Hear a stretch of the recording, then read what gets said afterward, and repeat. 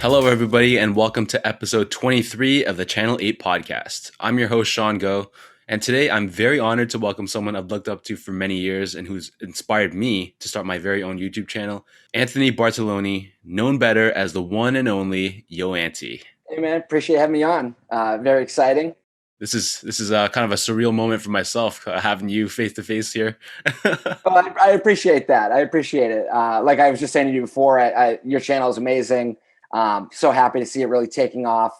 For me, just real quick, like quality is so important in YouTube videos, especially nowadays, because there's so much competition. So even just like a quick piece of advice to anyone, like, look at Sean's channel as something that you aspire to be. I know you were complimenting me. I'm raw. I make videos. I'm kind of all over the place. But you really, solidified a very good system in your videos. So highly suggest, if anyone's looking to start a channel, model it after Sean's, not mine. So before we dive into the history behind your channel and all that stuff, what shoes have you been wearing in the past week? So yeah, I grabbed a couple here. So I've been wearing Air Max 1. I forget. I always forget the color names and stuff. Total Orange, or I forget the specific color of this one. Magma Orange, I think. Magma, yeah. So I really love these. Like, this is one of the shoes where I think they came out. I think everything sells out now. They sold out. I think I end up getting these on like maybe eBay for right around retail. It's one of those shoes where I'm like, they're not going to go over retail, but I love Air Max 1s, and especially like a bright colorway in the summer. And then obviously what we talked about now that I'm a dad, the New Balance, 990s, yes, always in rotation. Yes. This is the V3. Love these. What's funny is I think I got these on a rack at like Marshall's or something. Yeah, like 990s, and like cheap money. Anytime you can get a pair of 990s, I'll take them. And then a couple of shoes that I just picked up, New Balance 550s. Again, I forget like all the colors, but the purple pair, the green pair. I really love this silhouette. It's probably, I'd say, one of the best shoes of the year as far as silhouette goes. So I'm liking your the New Balance rotation. So you're fully embracing that whole dad mode thing, eh? Yeah, I've always been a New Balance guy too. But fits well, with the dad vibe. And actually, to go it further, I know this might be frowned upon on a sneaker channel, but I've been wearing a lot of Birks too. Just because with the dog, I got a dog too, so got to run out real quick, throw on a pair of Birks. Just easy. No, this is a judgment-free zone, man. Good. So for myself, my past week, so I started off the week with the Union Air Jordan 4 Desert Moss, which is probably my least favorite of the 4 Union 4s, but honestly, like wearing them on feet, they definitely are a lot better than I would have expected when I first saw the photos. But yeah, those are really sick. I also wore the Kith New Balance RC 1300 in the elephant skin colorway, the one that dropped a couple weeks back. For luck, I was trying to get those Travis Scott fragments, but yeah, it ain't happening. Yeah, I wore the Travis Scott Jordan 1 lows, like the OG brown and white pair. I wore the white cement 3s on a rainy day, I think on Thursday, and then yesterday I wore the blue crab New Balance 990 V5s, just like the GR. I'll throw up the picture, but it's like a blue and white GR New Balance. So in terms of sneaker pickups, have you bought anything in the past week or two, or have you kind of like stepped away from? I know. What's funny is, every Saturday I still jump on the sneakers app and try to enter the draws, and you know how it goes. It's, usually a fail. So I still try to get stuff. I just don't put a ton of effort like I used to. Like I used to spend Saturdays, 5 hours at a time, trying to get releases, trying every finish line, trying every site. Now I'm just a little more lazy about it, where I'll hop on sneakers and, just try my luck there. But I got the UNC Jordan 4s. I grabbed those recently. Like I said, I grabbed those 2 New Balances. But outside of that, nothing too crazy. I really want those, the Jordan 1s coming up. It's the women's Seafoam or whatever. The Seafoams, yeah. Yes. Those I'm trying to get because I think that's such a clean colorway on a Jordan 1. Beautiful. Yeah. So it's like a lot of times I see shoes and I'm like, ooh, I'm gonna really want those. And all of a sudden the time comes and it's like I guess I'll just try to enter it. I don't have the same connections. I don't know. Maybe they say you have now, but you're well connected. Whereas like, I mean, I'm sure I could reach out to some people, you know, I still have the connections. I'm just like, I'm not going to bother anyone Yeah. unless it's a shoe that I'm like, you know what, I've got to have that shoe. You know, there are those shoes that drop and I say, you know, I've got to have those. Like the Air Max 95 neons, when those released a couple months ago, or no, I don't even know. I say a couple months. It might have been earlier in the year, but I was like, I have to have that shoe. You know what I mean? I've got to have it. So, you know, really, like we all always say, everyone's trying to like, oh, I'm trying to be more selective and stuff. I guess I think I truly am though. You know what I mean? I truly am selective now, only because I've been doing it for over 10 years, and it becomes a lot. We were talking about like sneaker management, and Yeah. It that is overwhelming sometimes when you have too many sneakers. I think based on your wall behind you, you can maybe agree. Yeah. It's definitely a first world problem, but it is a legitimate problem sometimes. Exactly. So if I'm ever feeling stressed, I usually will like look at my shoes. I'm like, all right, there's got to be some sneakers in here that I'm just maybe never going to wear again. Yeah. Or I'll just sell them on eBay or give them away. It's like, I think anytime I can downsize even a couple pairs, it makes my mind feel a little better about buying a new pair. So on that note about downsizing, I've actually added quite a few pairs this week. So I got the Para SB Dunk Lows, the abstract art one that everyone loves, this beautiful pair. I also got the Cheetah Dunk Lows, which I also posted a review on not too long ago. I got a third dunk, the New York versus New York Dunk Lows, which is like the green with white leather panels on top with the clear sole. That review should be coming up in the next week. I got the Clot Air Max 1 Solar Reds, the Off-White Air Zoom Tempo Next Percent in the pink colorway, which is it's interesting. Let's put it that way. And the last pair I got was the Offspring collaboration with Adidas on the ZX or ZX 9000 London to LA. So that's one of those sleeper pairs. I actually really, really like those, but I haven't really seen too many people post about them. But right. So what happened with like all the dunks releasing like this year? I feel like that happened so sudden. All of a sudden, like there's a new dunk dropping on Sneakers app every week. Like, did we know? Like I said, I'm a little more out of tune, but like, did we know in January and early or late last year that this was going to be like the year of the dunk? I'm pretty sure like that's Nike's strategy, because last year they gave us some pairs of dunks, and they were, I'll put it this way, they were better quality than the ones we're getting this year. And it's probably in much more limited quantities last year, so people are taking L's and getting frustrated. The hype is building, and even like the resale for some of the pairs, like the Syracuse lows and the Kentucky lows, Insane. they're like, isn't it like 600, 500, yeah, like 500-600 USD per pair. Crazy. And so it makes sense that this year they're going to flood us with colorway after colorway, week after week, because they know even if they give us crappy quality leather, people are going to buy them and they're going to sell out. Yeah, pretty much, and they do. Every they're all selling out no matter what. I have the Michigan colorway, the blue and yellow. I really like that. It's such a nice color combo on a dunk. You reviewed those too, I think, right? Yeah. Those are nice. Like, when you think of dunk, Michigan goes perfectly together. Yeah, exactly. So now let's move on to my channel flipping segment, which is a rapid fire Q&A session where I give you two options and you pick the one that you're feeling the most. You ready? Yep, let's do it. Okay, first question. Adidas or New Balance? Got to go New Balance, of course. Even with all the easy stuff. Is that the Boston connection? Yeah, I mean, that's the thing too. I know, it's like I got to get a job at New Balance. They're in my backyard. Like I would love to work for New Balance, but New Balance is being local and just the overall style. Kind of, I think it fits my personality a little bit. Obviously Adidas is classic, and with all the easy stuff, but I'm just like I'm a New Balance guy.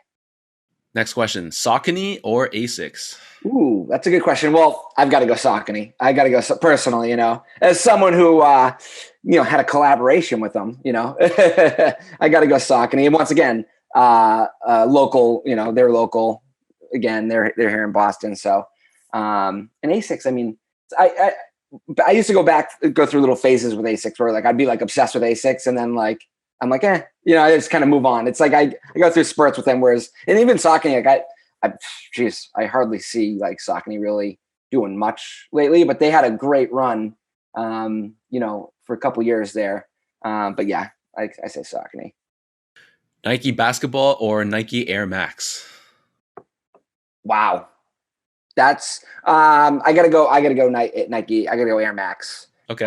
Only again, right along with like New Balance. Like I'm an Air Max guy. I think if I could only wear one shoe, it'd be like the Air Max. Air Max. 90s. Or 95s. Like I love Air Max. I think that's like like growing up. That's what I always loved about sneakers was like the visible The air bubble. unit. Yeah, Yeah, I hear you. as any kid is like was always the cool. I still think it's cool. You know what I mean? So it's just it's the nostalgia there is just like that's my shoe. Like any type of Air Max. So definitely go Air Max there. Boston Red Sox or Boston Celtics? So I'm gonna go. I'm gonna go Red Sox here. Again, I grew up as a huge baseball fan. I think I have a huge baseball card collection. It's funny seeing cards being popular again, but like growing up, like I collected Ken Griffey Jr. cards. That was my guy. I grew up loving baseball. My shoe that I designed with Saucony was based on the Green Monster Fenway Park. And yeah, I'm a baseball guy, but obviously I'm a big basketball fan too. But Red Sox were my first love. Okay, this question is a little bit different. What's tougher for you, making YouTube videos or being a dad? Jeez, I hate to say it, but making YouTube videos only because, and I'm sure we'll get into it a little bit, but like, yeah, I've taken a little more of a back seat. Dad life, he's 5 weeks, and outside of like I was telling you, outside of the 3 a.m. wake ups, it's really not bad. It's he sleeps, you feed him, you burp him, you change his diaper. Like it's I hate to say easy, but it's not bad. Whereas to me, making a YouTube video right now, I don't know if it's more of like a mental block or just the whole like setting up the camera, editing the videos, posting. It's a lot. And as someone, I did it for so long, made over 1,000 videos, that the thought of it is more challenging than taking care of it, which sounds crazy. What do you prefer more, vlogs or unboxings? Ooh, that's a really good question. Because like obviously I did a lot of both too. Like my channel was kind of a mix of both. It was a lot of vlogging, it was a lot of unboxings. Oh, that's tough because I still love unboxings. Like if I see a video and it's an like I'm still gonna watch like unboxing videos. That's why they're great, is because like I guess it's like clickbait, but you're like, I gotta know what's in that box. And then the thing with vlogs is like, for me, like if I'm gonna watch a vlog, you have to be very entertaining, and very good, because there is so much content out there to consume right now, with whether it's like streaming or like say it's like a Ted Lasso or there's so many real shows, let alone some random YouTube vlog guy. Like you've got to be good, and like I guess like I look at someone like Casey Neistat, who like he really like perfected the vlog. He's entertaining, unbelievable quality, editing was good. Like if he puts out a vlog, I'd watch that. So to get to your question, vlog or unboxing, I think I'd go unboxing because it's just quicker and easier to watch. Sorry, I'm going to ramble a little bit. No, it's all good. I hope everyone's okay with that. YoAnty with the beard or clean shaven YoAnty? You got some good questions. Really good questions. That's funny. I did my homework. Yes, yeah, clearly. With the beard, it's so funny because that was really like in the height of my like YouTube, I'll call it career. Yeah. One day I always wanted a beard, and then I finally just committed to it. It's one of those things where you'll go like a month and then you're like, I look like a bum, I gotta shave. And like you've got to get past that point. And then I had like the big beard is wild. And I look back now, I'm like, Jesus, that thing was kind of out of control. I think I'd prefer maybe something like this, what I have now, but the beard was great though, because all my subscribers and my viewers, they really embraced it. I had the beard t-shirts, like it was a lot of like great support behind it. So it was kind of like me and my audience's like inside joke, if you will, that, I was the bearded YouTube guy. So I would say I prefer clean shaven now, just a little classier, a little more. I'm older now, I can't be walking around like I'm caveman anymore. Yeah, so. that's hilarious. Yeah. What comes first for you in the morning? Picking your clothing or picking your sneakers? Ooh, that's a good. I think it's sneakers. I think it's sneakers first, and then build the outfit from Yeah, there. yeah, Yep, I'm the yep, same. yeah, got to. Although sometimes if I'm like just like, oh, I really want to wear this whatever t-shirt, then it gets a little more confusing because you've already decided on the t-shirt. And then you're like, crap, what you know what I mean? Trying to pick the right shoes, it becomes harder. So it's easy to pick the shoes and then build from there. Yeah, I agree. So being that you live in Boston, you have some nice summers and you have some not so nice winters. What do you prefer more, winter fits or summer fits? Winter. I'm a I'm a layer guy. You know, I'd much rather throw like a hoodie on and maybe like a jacket over that. Obviously jeans. Yeah, and like in the summertime, and it gets really hot and humid in Boston. So like even like it's like you can really only wear a t-shirt and shorts, and that's it. You can't really. It's not much to play with. So I'd say I'm a fall guy too. Fall in New England is the best. Yeah. Everyone loves hoodie season, so definitely I'd say the colder uh, months just for layering, if you will. And last question for you. True or false? Sneakers aren't what they used to be. That's a that's a tricky question because I still think obviously sneakers changes constantly. The sneaker game, whatever you want to call it, sneakers at release. But like I still think they are like what they used to be because every Saturday, it's still everything's selling out. All these StockX, Goat, all these companies are still all in on the resale market, and I still think that the height of sneakers. I mean, a lot of people complain like, oh, it used to be so much easier when we could camp out, or it was easier to get sneakers, or they release better sneakers. But I still think the innovation behind these companies of what they're releasing is still up there. You know what I mean? Look at us every weekend on Twitter. Like I'm still watching everyone get mad about taking L's and stuff. And it's easier for me because I'm not as into it, but I will never like leave watching, the sneaker game. And I still think it's the same, if not better than it was. And people may disagree with that, but that's kind of how I feel. So I think it's safe to assume most people listening to this podcast, they know who you are and the contributions you've made to sneaker YouTube and the surrounding community. But for those listening who don't, can you talk a bit about your background and how your channel started from the first place? Yeah. So, I mean, I started making YouTube videos, I think back in 2010, maybe 2011. And I started, it was your early in YouTube. I mean, when did YouTube get created? 2006, 2007, So I was so interested in like watching reviews of anything I was going to maybe buy. Anytime I'm like, oh, I'm going to buy a new iPhone or, new pen or whatever, I'd always go on YouTube and I like to do my homework or see like, what I'm going to buy, and I want to see a review on it. So I decided, and I consider myself a shy person. Really? I would Yeah, not have. yeah. Promise. I swear. I consider myself very shy. Like if I like were to start like a new job, I'd be like very quiet and like I am shy. So Huh, that's interesting. kind of So what happened was I was like, oh my God, like I kind of want to share this like review on like a G-Shock. That's how it started. But I was very nervous. I was behind the camera for one full year. I was way too nervous to get on camera because I just felt like I was putting myself out there too much. And obviously you saw I did a 180 because I'm cuts to me like going crazy on YouTube, posting all these videos, me doing all this stuff. YouTube really helped me kind of step out of my comfort zone or build some confidence in myself.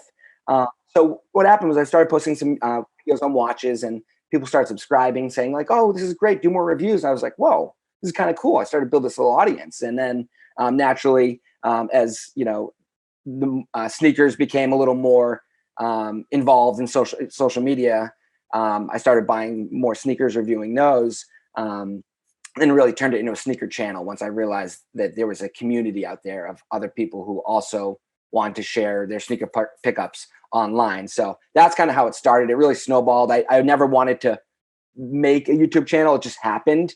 And, I even named it YoAnty because that was my original AOL screen name back when I first created it in the 5th grade. You know what I mean? So it wasn't ever trying to be anyone. And then eventually someone's like, why don't you get on camera? So there is a video out there of my first ever on camera review. And I'm like, you can tell I'm so shy. I'm so nervous. I Yeah, felt yeah, very yeah. uncomfortable. But once you open up, and then from there it started to build and grow. And I had a lot of, I guess, ideas and a lot of creativity in me.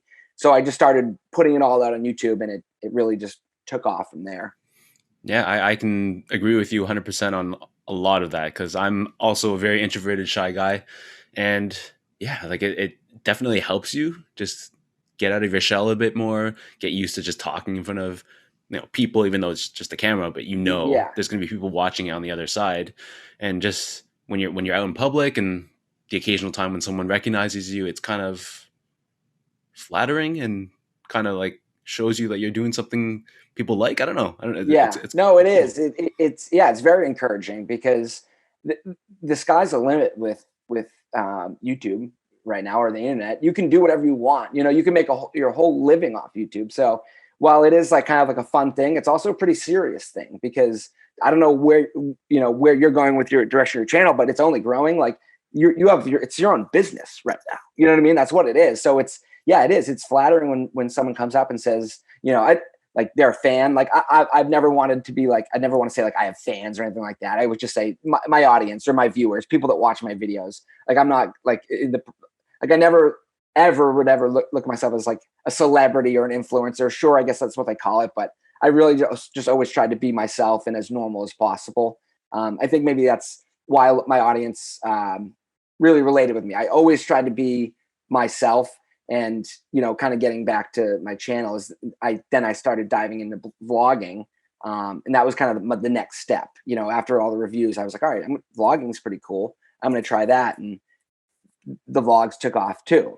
People really enjoyed them, and I guess that's kind of where my channel took a turn. Is you can really open up a lot more avenues when you open up your life and let people in, because you're not really sharing your personal life. You're just doing your sneaker reviews, which is great.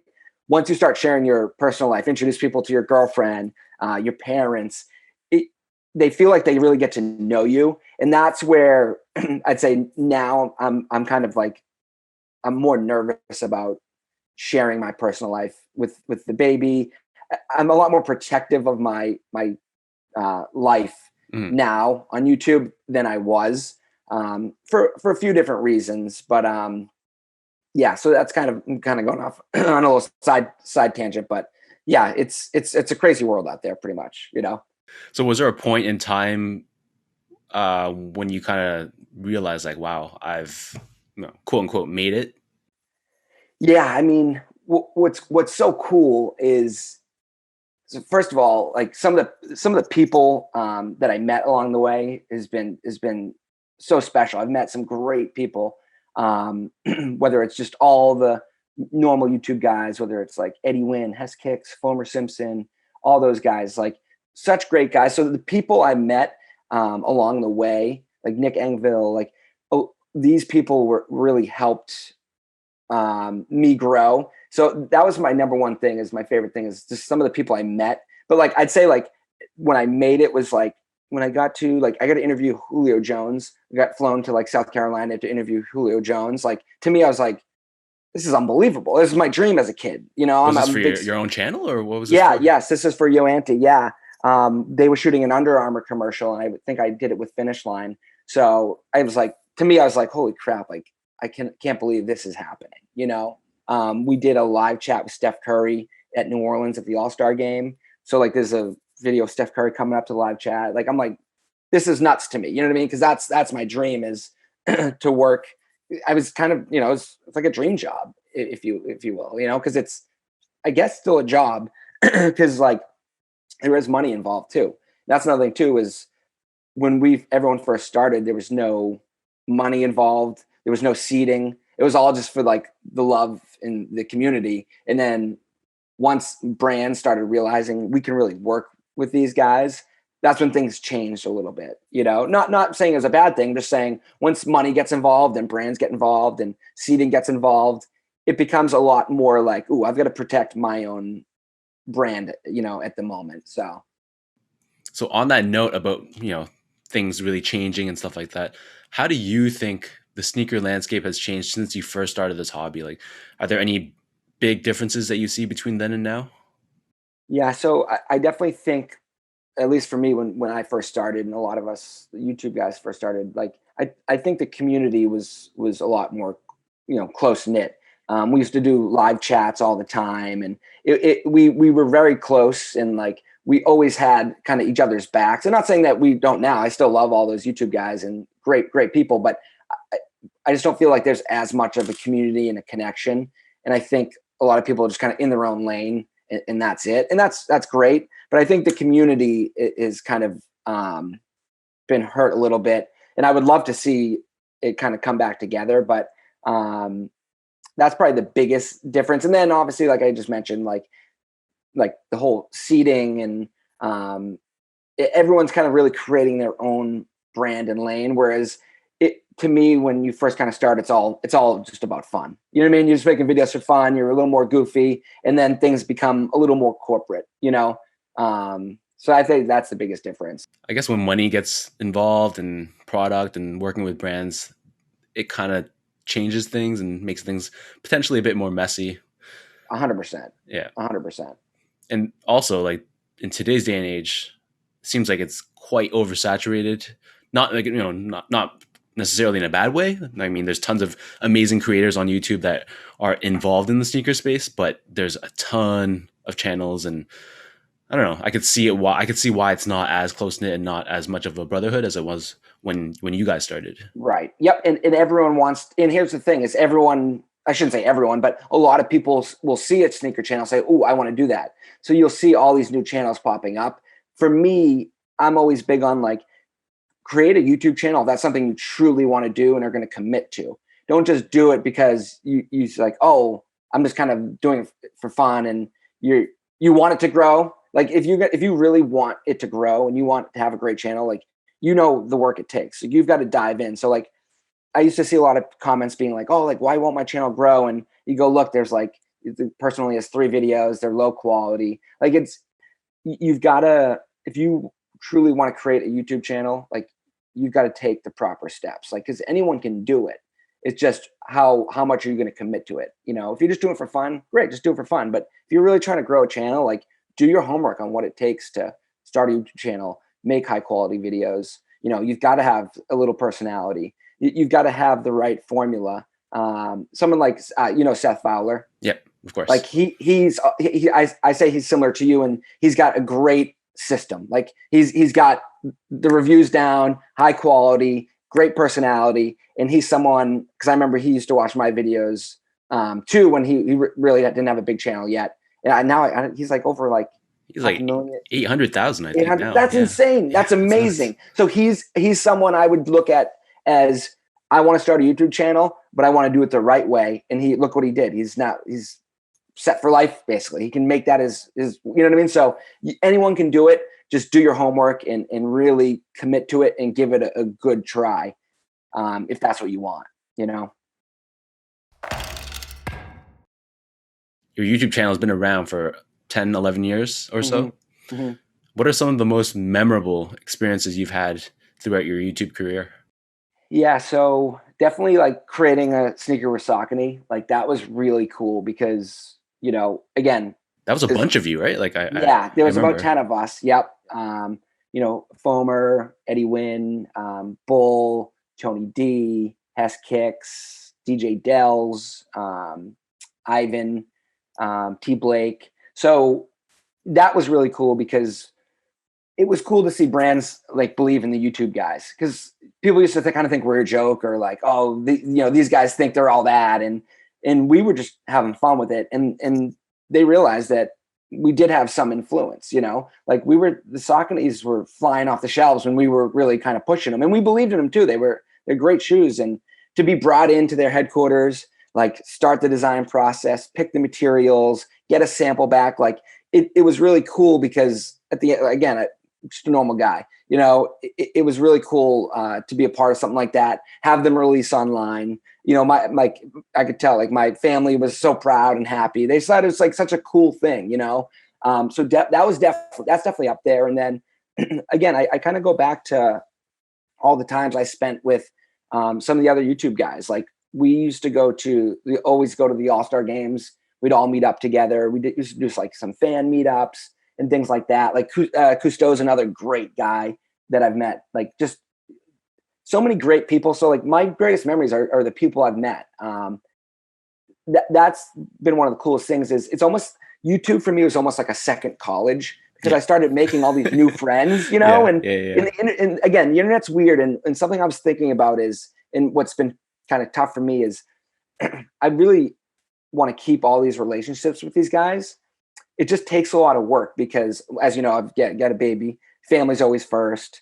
You know, between family, friends. You know, I'm big on if I talk to someone, I really want to give them my time.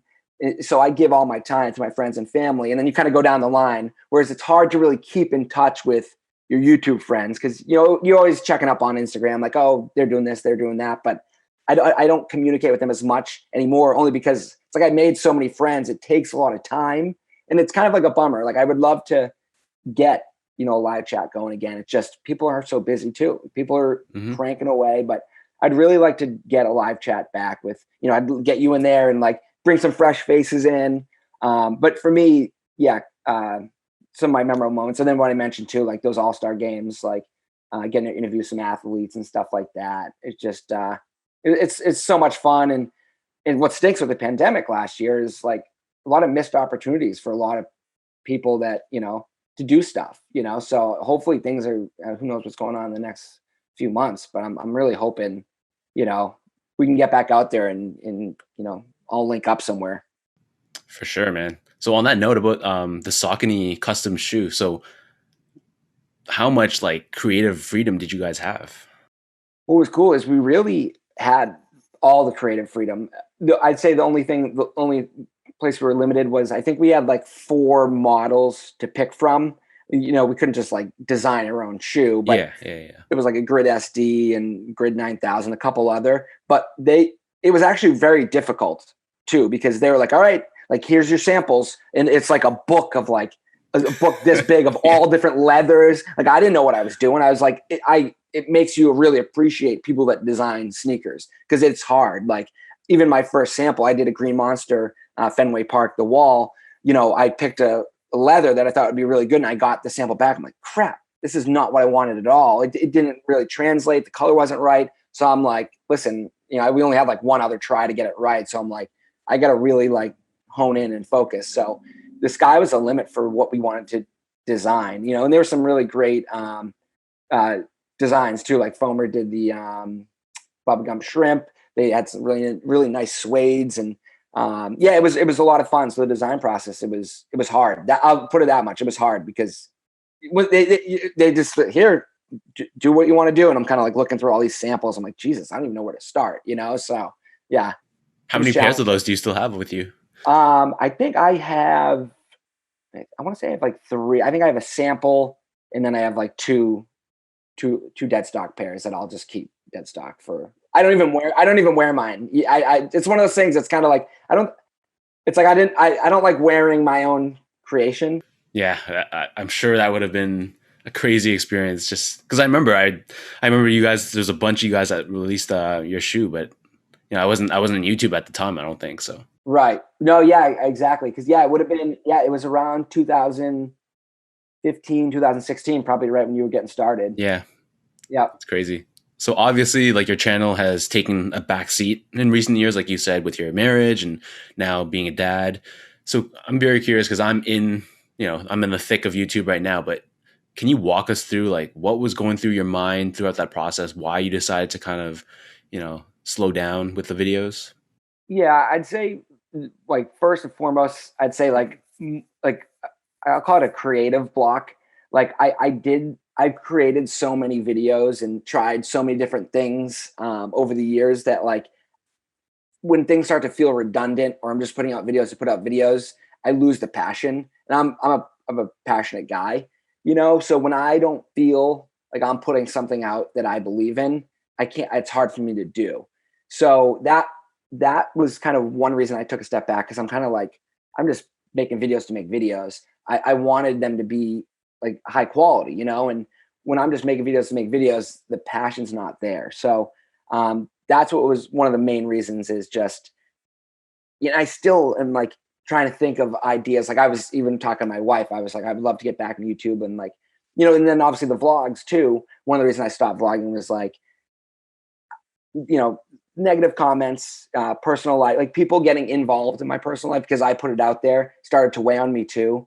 Obviously I was dating someone before that I used to put on the internet, and then people were like, oh, what happened to this person? I'm kind of like, well, it's private, but should I answer that because I put it out there? So once you start sharing your personal life, people think they know you even more than they maybe really do. And that's what's been tough too, is you're never your true self when you hit record. You're a version of yourself.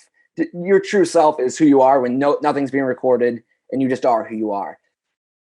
That's what's tough too, is I always want to be my true self, but like when you hit record, there's a slight version of you that turns on. So I'd just say all of it became a lot. And I did really want to focus on spending more time with, my wife and my family, and now my kid. And YouTube, it's a lot of time, effort, and if you're not fully committed, then it's going to show. So that's some of the main reasons, is just, so I was talking to my wife, I was like, I would love to get the vlog going and do Yo Daddy, where it documents me as a dad and how it's going. You know what I mean? Like I was Totally. like, that could be I'd be on board series. to watch it. Yeah. I'm like, that could be a very funny series. And then like, I was like, but here's the only thing, is like, I don't know if I want to put my baby out on YouTube. Yeah. And I was like, I don't want people to think like, oh, he had a kid, now he's trying to make money off it. Like, no, that wouldn't be it at all. It's just, I think it would be a funny, creative series that people always say like, where are the vlogs? Bring the vlogs back. I might do like one just for fun, say, hey guys, I haven't made a vlog in so many years. Here's what's going on in my life. And then just do like a fun 1-day adventure vlog just for the viewers, and, and then see where it goes from there. But yeah, my gears are always turning, and I'm always trying to think of like the next creative thing I can do on YouTube or just in my life. So I guess that's, to answer your question, some of the main reasons is just it's a lot. Again, I go back to, if you want to create a YouTube channel, it's you got to treat it like a full-time job almost. Mm-hmm. And that you're grinding 24/7 on your channel. Was there ever a point where, because you and your other peers kind of grew together, like a lot of the OG YouTubers, and totally, was there ever a part in your mind where you're like you're seeing these guys elevate and grow bigger and bigger, and then you're like, I don't want to lose that, Yeah. So what's funny about, even like with with subscriber count too, like I started to notice like, so my channel was always growing, and then I finally hit a plateau, where it just kind of stopped growing. And it's hard to grow a YouTube channel. You know what I mean? You've got to really have it. So once mine kind of stood still, I was kind of like, all right, crap. Like here's where it's going to get tough, because if you're not growing anymore, you're just trying to maintain, and then that's when you start to lose viewers, and it's a constant battle, and, but yeah, with all I'm so happy for any of the YouTube guys that, like I said, talking about Seth Fowler, I'm like, that's amazing. Anyone that gets bigger and grows, like I'm so like, there are so many channels that I think deserve more subscribers too. You know what I mean? Like even like, I don't know where Fomer Simpson's at, but like their channel in the beginning was brilliant, and it still is. But like they had such a great formula, and there's someone like Fomer and Bucket should be at 1 million subscribers. They already should have been. I don't know where they're at now. It's like I don't I don't watch as many sneaker videos. One of the main reasons being, when I watch them, it makes me want to buy sneakers more. You know what I mean? So it's like, sometimes I purposely won't click on a video, because I'm like, if I watch this, I'm going to want to go buy these sneakers, But yeah, to kind of answer your question, no, like anyone's channel that grows, like I'm so happy to see it. So that's good. So no, no negative or FOMO feelings when you watch like your friends. I mean, a little FOMO. Yeah, a little bit. I mean, just a little bit. Cause I'm like, it's so fun when you're in it. You know what I mean? When you're like really grinding and trying to grow your channel, like it's a lot of fun. So FOMO in the sense, like when I see people like, Fomer, Eddie Wynn, Hess Kicks, just like still grinding away, and Cousteau and all them still grinding away. I'm kind of like, it was fun when I was in it, but I'm like, I'm also enjoying my time, just kind of like focusing more on like my life, and you know what I mean? It's nice. Like, and I get a little anxiety too. Like when I think about making videos, it gives me a little bit of anxiety right now, just cause I'm like, it's just a lot. That's all. It's just, you turn that camera on, it's like, you got to be on and ready to go. So it does come naturally to me, but at the same time, it's like, I want to be in the right, headspace when I make a video, you know what I mean? Yeah. So looking back now, do you have any possible regrets about your channel, things you could have done, things you should have done? That's a good question too. I definitely don't have any regrets, because it's been the funnest ride. You know what I mean? Like, I get to do so much. I'd say my only regret is like maybe kind of what we just talked about, is kind of slowing down and stopping. Cause I do kind of think, if I just kind of pushed through that hurdle, that hard part, and kept vlogging and, just kept pushing through, maybe my channel would have continued to grow, or I would be more involved. So I'd say I slightly regret that, but I also think I needed to take a break. And you look at there are so many YouTubers that have big channels that stopped making videos or took a break because, as I mentioned, it's a lot, and you're trying to do other things in your life, your normal job, wife, kids. If it's mentally not great for you, don't continue to do it, until you're right. So, I'd say that's maybe my only regret, is just kind of slowing down and not just keep pushing through. But the great news is my channel's still there. You know what I mean? Like, I can always pick it back up and just do it. And if I ever go back to doing YouTube more full time, it will be for fun. Like what we kind of talked about, like a lot of my videos are sponsored. I have a partnership with Hibbett Sports, so I usually will do video because I'm still making some money on it. But it's easier being like, oh, I'm getting paid to do this video, and it's passion isn't there, kind of like we talked about. But at the same time, I really want to get back. Like, I would love to get back to YouTube and a little more on Instagram, and not dictate my own content flat out, not deal with any sponsorships. Just be my true self and have fun with it, because that's how it started, so that's kind of how I look at it. Yeah, I'm on the same boat as you. Like, I always say, the day where I just have no joy making these videos and it becomes like a chore, then I'm totally on board with taking a step back and just pausing the YouTube life and then resuming when it feels right, because your heart has to be in the right place. Mm-hmm. And like you said, when it starts to feel like a chore, that's when it gets tough. And that's what was happening for me. It felt like a chore, a lot of work. And so I took a step back, and I think it was a good thing too.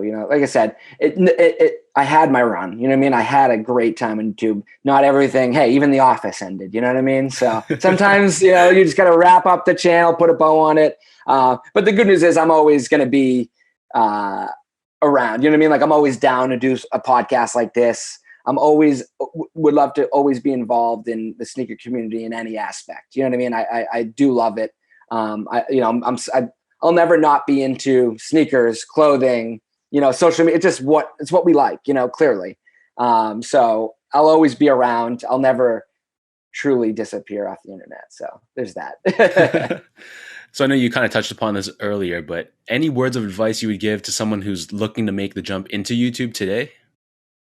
Yeah. And that's what's crazy, is the internet, YouTube, TikTok, you name it. I mean, there's so much competition out there. It's not even funny. Like, it scares me for someone just to be like, all right, I'm going to start a YouTube channel. Cause I'm like, geez, where do you even start? But for me, you've got to pick a direction. You know what I mean? Like, what are you going to be? Are you going to be like the great video quality guy? There are people who have, great video quality, and, maybe their personality isn't all there. Like, this guy, I think his name's Peter McKinnon. Some of his video stuff is amazing. Is he a sneaker guy or? No, he's not even. He's just like a photographer. But his video quality is unbelievable. And like, I don't really know much about him, but I know every time I watch one of his videos, I'm going to get the sickest edits. Like, I'll send you a link to one of his videos.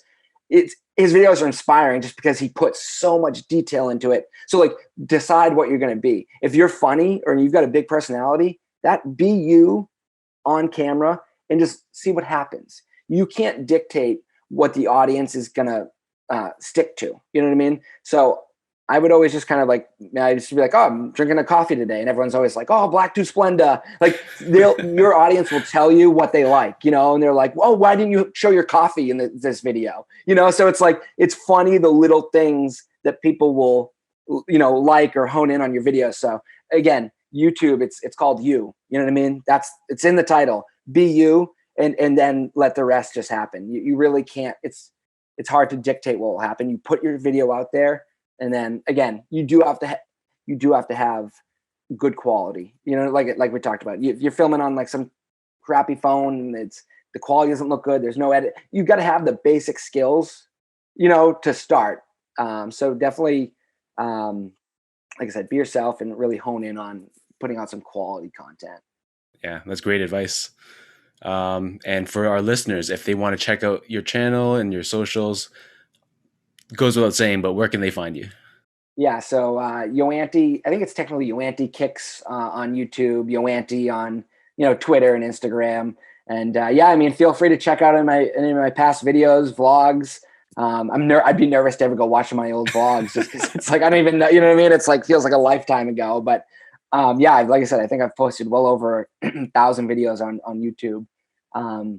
So what's great, I guess what's great too, one last thing too, is like with like knowing how to get views on YouTube is another important thing. Like for instance, like my videos don't get as many views as they used to, but I still know how to grab 20,000 views on a video if I want. Like, you know, you post a Jordan 3 early on feet, you know, that's getting good views. You know what I mean? So look at on YouTube and see what gets views. On feets do great. Unboxings do great. It's a great starting point. You know what I mean? So yeah, feel free to check out the channel or say what's up on Instagram, Twitter. Like I'm always around it to chat. And like I said, anyone ever wants any like advice or anything like that, I'm more than happy to talk to anyone, you know.